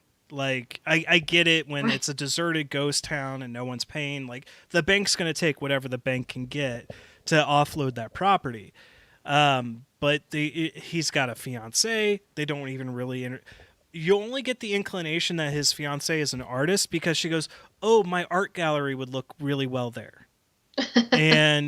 But they don't even have enough interaction to even develop a strong relationship between them, because she goes riding in the police van with the sheriff and the deputy and Leatherface's adoptive mom, and it doesn't end well. And I'm like, oh crap, she's gonna die, the fiance, the girlfriend, whatever, and he's gonna find out, the Dante, the boyfriend, whatever, is gonna find out, and he's gonna be completely broken up. Never happens. There's no character moment, because by the time that things start going down after the van accident, spoilers, I guess, not that you're getting spoiled on much because you know characters are going to die, he gets killed. And it's like, okay. And then, the investors are the next parts of the body count. And it's like, I don't care for these characters. In fact, you've just established to me that Dante as a character is a complete jackass, because he didn't even know if he had the deed. Because when they go and look in the bus at the deeds, he can't find it. He goes, "Oh, I'm sure it's back at home in Austin in the office." And then they go in the house and they find the deed in the house. And because Melody, they tried to make into an empathetic character after being a complete bitch to her sister for about the first 20, 30 minutes of the film. And she feels so terrible. And it's like, but you've been a bitch. I'm sorry. You've been a bitch this entire movie. All of you characters except Lila have nothing empathetic about them. You're just yuppies going into this town acting, well, I guess technically they do own it, but acting like they own it, and then everything happens. The next kind of worst thing about the film is, okay, so you're bringing Sally back from the original film, not character, not actress, obviously, but she has no impact. She, in fact, since she's been preparing for this for 30 or 40 years, or even 50 years, depending on your timeline, she does all the stupid things that she knows not to do because she's been preparing herself for the past 5 decades. So when she has the moment to end everything, she doesn't. And then, of course, hilarity ensues. So ultimately, it was very disappointing. I think when I sent Pat a message, I said, well, Texas Chainsaw Massacre, it's a movie. And it's really sad, and I think it's actually right, and it's kind of a testament for what's wrong with modern horror right now, when they're just like, let's get the gore in there, but let's not develop story. I've watched lower budget horror films from 10, 15, 20, 30 years ago that can tell a better story than what this film did. And one of my favorites that I bet if you're a big horror fan or you like high budget horror, you would hate this, Silent Scream. Silent Scream takes a concept of college kids getting to use their professor's cabin for the weekend to celebrate, Group 1 goes the first night and get killed. Group 2 arrives, can't find anyone, and they get hunted down. Not much of a story there, but they make characters empathetical, and there's a huge twist at the end that just makes me go, okay, everything about this movie, the acting's horrible, the kills are horrible, everything's pretty bad with this, but it's got an interesting enough story. Excuse me, I knew it was coming. It has an interesting enough story and a really cool twist that makes me go, I love this movie. I love it, even though objectively it's a bad movie. This film, it's got the great aesthetics. It's got the town. It's got a great looking cast of characters. They're wasted. The town is wasted. The characters are wasted. The only thing that's good is the gore and the effects that they use for the gore. When he has a particular character basically run through with the chainsaw and is waving the chainsaw up in the air with the body on there, it's really well done. But ultimately, it fails, and it tries to give you a shock ending that's reminiscent of the original film's ending, which is it's really pathetic because the car is on autopilot. So the car is moving maybe 5 miles an hour, and the girl can't get out of the car. Like it's like you're just going to scream at the camera at what you're seeing when you could easily just hop out of the car and do something about it. And then you get a bit of a post-credits scene, which much like with Book of Boba Fett was okay. Like if that scene wasn't there, and I doubt that this film's going to get a sequel, it's pointless. So, and what really upsets me about this is knowing that Fede Alvarez is involved with it, produced it, came up with the story for it, and I know that he's no one you're familiar with, but Fede Alvarez was behind Don't Breathe and the Evil Dead remake or reboot, and those were fantastic horror films that he did a really good job on. And I know he didn't direct this one, but he wrote the story and he produced it, and I'm very disappointed that this is what we got. And quite frankly, let the franchise die. You haven't done really a good Texas Chainsaw Massacre film since the original. And I love Texas Chainsaw 2. Heck, I can even watch Leatherface, which is 3, and then I love, even though I shouldn't love, Next Generation. Oh, I forgot to mention they did try to do a prequel called Leatherface, which was showing him as a kid. Never watched it because it also failed. So I don't know why you keep thinking you can make more and more and reboot and reboot and reboot when. Okay, I gotta add an addendum there, because the original remake 2003 with Jessica Biel was actually really good. In fact, I saw it before I saw the original Texas Chainsaw Massacre, and that movie was actually really good. And I remember seeing it. I think I saw it with either my aunt or my sister in theaters. Might have been both of them. I can't remember. And it was really good, and I can revisit it. Everyone does a really good job in that film. And that was because they were just basically taking it and setting it in the 70s and just telling almost the same story but changing it up a little bit. Whereas these past few ones have just been just not doing a good job with it. So I'm sorry if I've upset anyone who is a fan of it. I saw a comment on Facebook, I think it was, or on Twitter, where it said that this was better than the new Scream. And I'm like, I don't know what you're smoking, but if you didn't like the new Scream and you like this over that, you're on the wrong side. I just gotta say, you're on the wrong side of things. So that's my thoughts on it. To give it a score,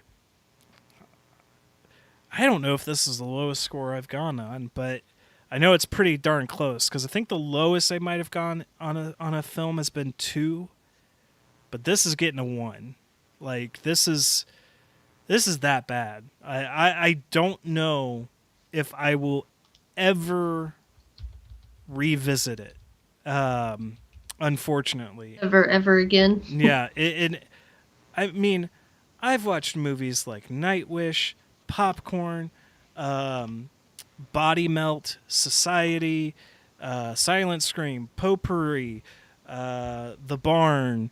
God, what other? I've got so many darn horror movies. I can't remember them all. I got a whole movie tower over there with them, and I've got ones that you can only get on The Stay Awake.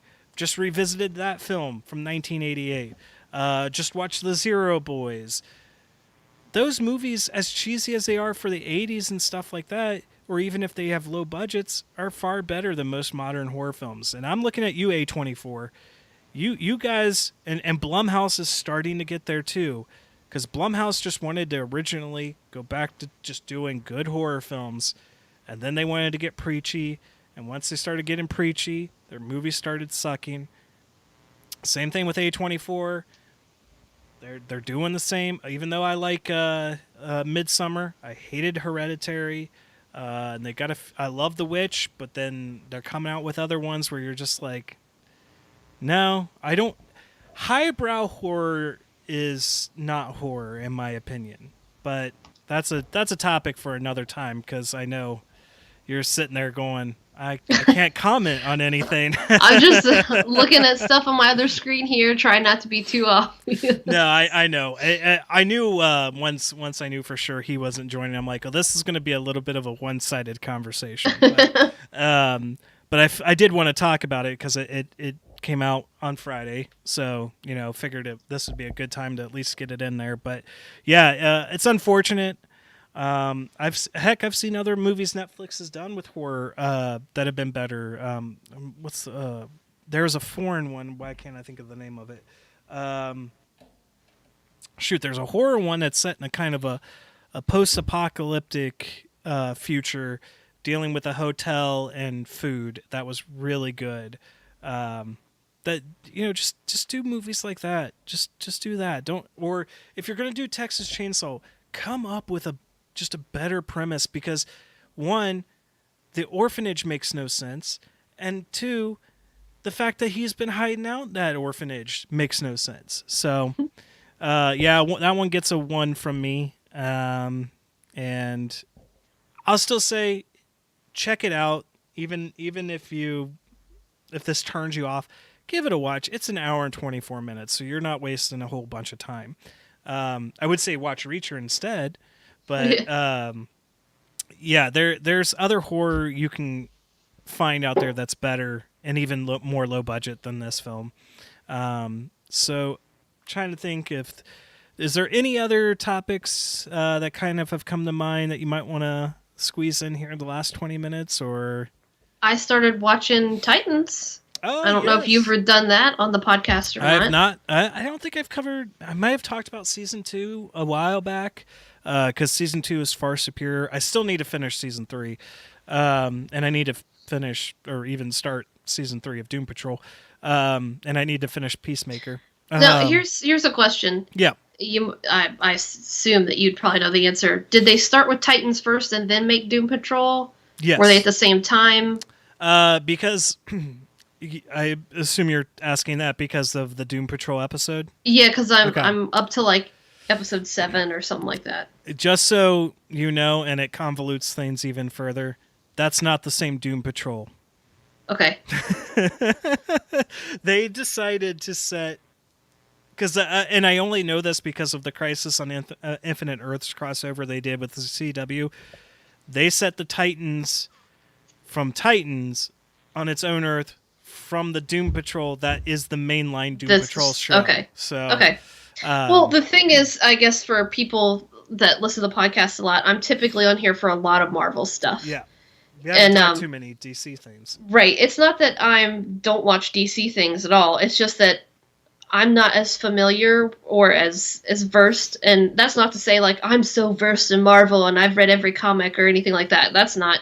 I'm just far more aware of things that are Marvel than I am, DC. Right. Like my DC exposure was like the Christopher Reeve movies, the Batman movies, the Adam West series, like watching the Batman animated series, you know, the cartoon of Superman, the Justice League cartoon, like Teen Titans, like this is where any of my DC knowledge lies, you know. This isn't like, you know, we're passing around the Star Wars comics and like the Marvel comics and stuff between friends and whatever. It wasn't happening with anything DC. I don't know why in particular. It just wasn't in my particular group of people, you know. So, you know, I'm sure that people who are far more versed in everything are like way more intense into knowing all the different stuff. I'm enjoying it so far, you know, and pretty much the only thing that I texted you about was, I think we talked about it too when we saw images. We talked about it before the show even aired for the first season. Yeah, because we saw images and I don't know her name. I haven't looked up any of the cast names. Anna Diop. Okay, playing Corey. Starfire. Yeah, Corey. The wardrobe, man. Who picked that for her? I don't know. Did she pick it herself? I highly doubt it, because I can tell you this, because that, and this was primarily from the promo images too. They made her look heavier, but she's actually a pretty thin, like. Oh yeah, the actress. wardrobe doesn't. You know, for Hollywood, who likes to make people look thinner. Yeah. It does. That wardrobe does nothing for her. Right. And I'm also confused as to why that's even the choice for her, when they seem to be taking everybody else's like things that they wear and kind of like let me ask you this: how far into the season are you? Like they've just gone to the asylum. Okay, that's where it's going to kind of start making sense. I can tell you this without, it's not really a big spoiler. Before she lost her memory, she was working as kind of like a private detective. So it was actually like an undercover costume. And then when she lost her memory, that just happened to be what she was wearing while she was infiltrating that whatever Russian or whatever it was. So I just, like, I don't know. I still just feel like whoever made that decision. Oh, it was a poor decision, but they at least came up with a logical reason to try and explain it. And it may have been because of the reaction, because I remember we joked saying she looked like a hooker, like a street hooker. Yeah. She looks like she's about to go walk the street. Yeah. Like that's exactly what she looks like. I mean, like, yes, I had issues with like, isn't she supposed to be an orange alien? But I can get over that. Her outfit is so horrible. They even managed to work that in there. You just haven't gotten there yet. I'm like, I don't even care so much as the fact that whatever she's dressed in and they left her dressed in is horrible compared to what they've done for everybody else, you know, costuming wise, wardrobe wise. With Dick and his costume's pretty comics his accurate. Good, like Raven, Rachel, whatever, her like hood coat thing, and with the hood that looks like she clearly fixed it herself that way, because I have never seen any jacket sold. But you know, like they made changes and choices that are like logical for, you're bringing this from a cartoon or comic to live action, and then you have her wearing that for. I'm just like, this is just so sad. Yeah, no, terrible. And this is the thing to anyone who hasn't watched Titans because of that type of stuff. Because I understand it as someone who has watched Titans since season 1 and from the premiere of season 1. I get where you're coming from. It gets so much better, and that's why I don't know. Well, like the story's great. Like everything else so far is like, I'm like, okay, I'm going along with it. I will say, because they had snafus with like when they were gonna do because I'll tell you this, you're gonna go immediately into season 2. Like if you want the resolution for what happens in episode 9, because episode 10 is episode 1 of season 2. Of season 2? I don't know what happened there, but they had a whole snafu, because the first episode of season 2 is all the finale for the actual finale for season 1. But season 1, it suffers. And this is why I get upset when people go, season 2 is horrendous. And I'm like, I'm sorry, but did you watch season 1? Like, season 1 is not terrible. It's got issues. It's not fantastic. There's been some CGI stuff with the Robins that I'm like, wow, that's like that passed. Right. Like, and wow. and we got to remember within the context of when season 1 came out was when DC was doing its own streaming service before HBO Max. Now that it's under HBO Max, it's Like the umbrella. Yeah, it's gotten better versus when it was just cuz I foolishly supported DC Universe. And I mean, it wasn't really foolish because I am a DC mark. Like I love the DC characters more than the Marvel characters, so I'm kind of the other side of the same coin as you. But I just because I want more live action shows. I want more looking at some of the other maybe even B, C, T tier list characters, and so I was like, okay, I'm going to support this. I want this to succeed.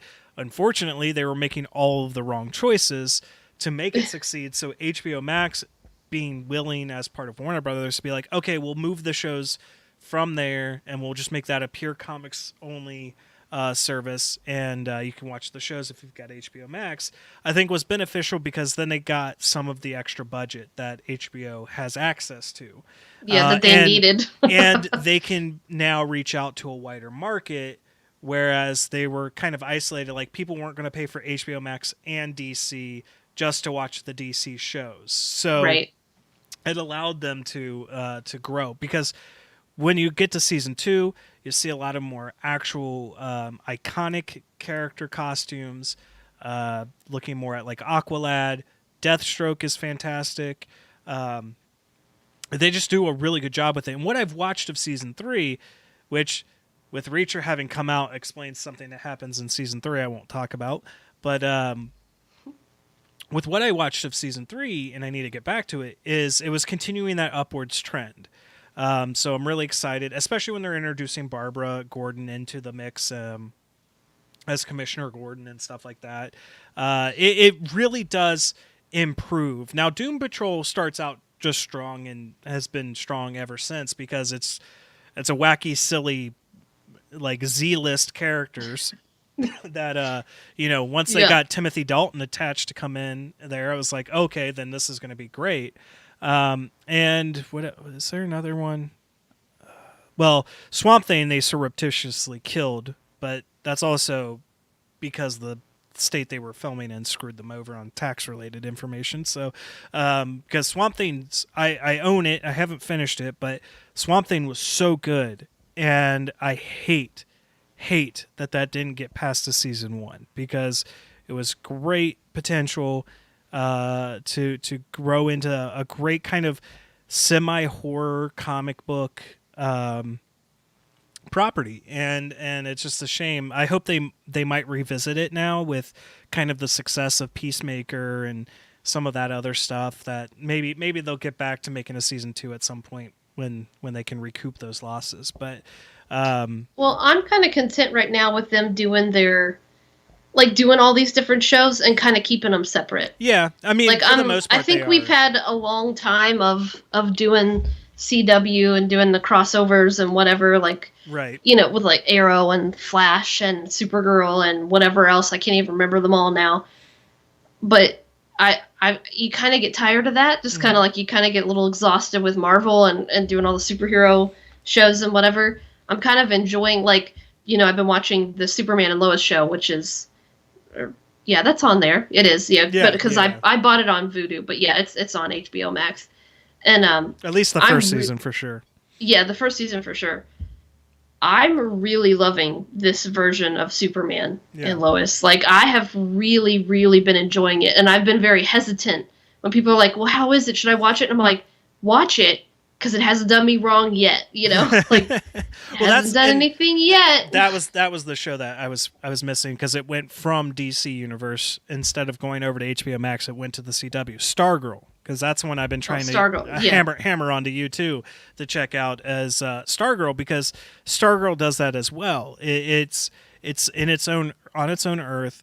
It's pretty well isolated. Now, I know they did stuff with this current season that came out, which I still have to watch, where they kind of crossed streams a little bit with the other stuff, primarily with Jay Garrick. But like that's still minor enough, I think, that you don't have to worry about it. But my concern there was they took it, because it was so good on DC, that once they moved it to CW, because the CW shows right now have problems.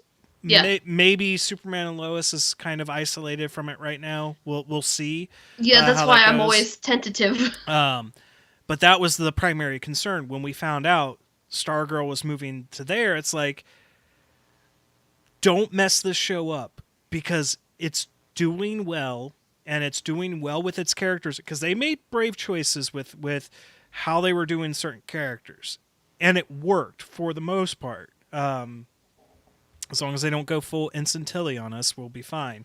But like, they just did a really good job with it, and it being kind of on its own isolated Earth really helped it in that aspect, rather than having that interconnectedness. I'm not against them doing crossovers with stuff. Like, I've really enjoyed it in the past. It's just that the CW shows have had such issues, and have Supergirl finally got put out of its misery when I finally finished that season. When does that happen to Batwoman? I just didn't. I like Superman and Lois so much so far that I'm like so scared they'll ruin it. Like, by like, oh, let's bring in so and so and cross it over, and then that will be the thing that kills it. Because like you said, they've done so well with the show, with their character development and characterization for each specific one, that I'm like, this is great, and they each have their own specific issue to face that is sized properly for that character. It's not like, oh, I'm 13 and I'm saving the entire universe. Like, everything's very sized appropriate, for what they're facing. And then Lois and Clark are actually adults that have an actual adult relationship, and they communicate and they talk about things, and they don't just do I'm not talking to him for this episode, and stuff. Like, they actually have a relationship and they communicate like actual adult people. It's so great. I got so sick and tired. That's one of the things that really exhausts me with trying to binge watch through like Arrow and The Flash and stuff, is there's teenage angsty relationships, which we can thank Smallville for. Good Lord, my gosh, yes. But again, we got to look at that. So exhausting. At the time Smallville came out, I was 7th grade. You were that age range, so like it made sense. And Arrow never bothered me that much, but it does kind of like the drag on with the will they, won't they, when is Iris going to get with Barry and all this stuff and that stuff. And I do think at the end of the day it's just, they just need to get better writers in there. And I think some of the writers, because I think that's where Superman and Lois has benefited, even though I haven't necessarily watched it yet, but I know some of the drama that's kind of gone on behind the scenes has been with the writers, and writers that wanted to change certain things and force certain things and do this and do that. That's when you hurt the potential, and that's what's happening with Flash. Definitely happened with Supergirl several times. Oh my gosh. Batwoman is a very poor victim of the same thing. Because like I own season 1 and season 2. Still haven't finished season 1. Haven't started season 2. Will probably buy season 3. But like, my big problem with that is you got this new Batwoman in there, and you immediately like. And don't get me wrong, like I don't know much about the backstory, but I know like she was homeless, grows up on the streets, whatever. But then you immediately make her like the head of Wayne Enterprises, and it's like. That logistically, how does that come about? Like, logistically, that doesn't make sense. Just it makes no sense whatsoever. And then when they finally get a suitable replacement for Ruby Rose, they're like, "Oh no, she'll just come back for these 2 episodes, and then she's just going to go off." And it's like, well, like, why bother? Because this isn't Batwoman. Like, just making a new character and putting her in the suit doesn't make her Batwoman. Kate Kane is Batwoman. So like, and I don't even care about Kate Kane's a lesbian or stuff like that. Like, it was just, they just were doing poor storytelling and trying to preach messages. And it's like, that's not the reason people read or watch these shows. It's not why people read the comic books either.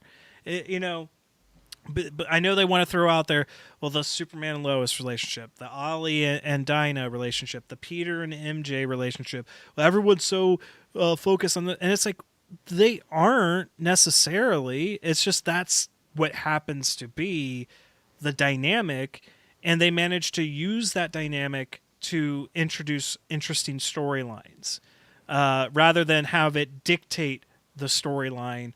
Let's have Peter have the issue of, should people know I'm Spider-Man or should they not? How does this affect my interpersonal relationships? We don't need to see Peter and MJ getting it on or anything like that, Like, we don't care what these fictional characters do outside of, I want to see Spider-Man fighting crime and dealing with some personal issues, and then, bam, that's it. Like, going back to why Reacher succeeds as a show, and a show that completely caught me off guard. It didn't try to preach me anything. It didn't try to teach me anything. It just wanted to tell a story. And that's ultimately what we as people who want to escape from inflation, from COVID, from all this stupid stuff. It's why I'm so obsessed with Lost Ark right now, is because, the story's not that great, but it's interesting enough to keep me. And it's better than reality right now. I can completely zone out. I've had 3 seasons of It's Always Sunny play on my TV as a rewatch while I'm playing Lost Ark, because I can just have it be a slight background noise while I'm completely focused on that fantasy world.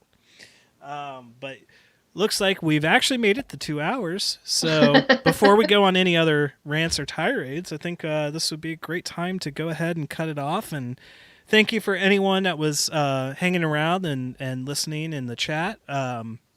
Again, these are just these views can always change too. If anyone wants to attack me for anything I talked about with Texas Chainsaw Massacre or what we talked about with Lord of the Rings, whatever, it's all subject to change ultimately when it comes to, like, Lord of the Rings for sure, because we haven't even seen it yet.